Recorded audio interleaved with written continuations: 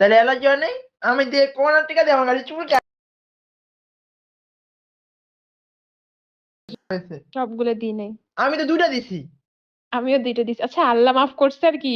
এখন আপনি কি চাইতেছেন? শুনুন আপু, এই আমার যেহেতু আপনি আমার চেয়ে ১ টিকা টা ব্যাচ দিলে ছোট সমস্যা নাই।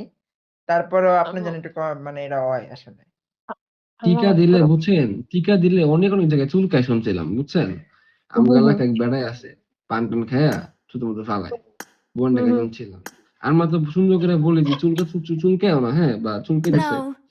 বেড়াই বুঝছেন হুম। নিশ্চয় এখানে চিল্লা চিল্লা আগে কইতো যে কি বালা কোন টিয়া দিলাম, হ্যাঁ টিয়া কইতো, টিয়া দিলাম খালি Thank খেয়া যায়। you. আরে খেয়া যায় কেন রে ভাই? আমি কইতাম আপ চুলকায়, আপনারও কি এত সেম খেয়ানো কে? লাইক অ্যালার্জি প্রবলেম হয়ে গেছে? মনে মনে কয় কি, Okay. কয় কি বুঝলাম না তো, এত খেয়া না কে তুমি? আমার কে লেগে এটাই জানি মানি।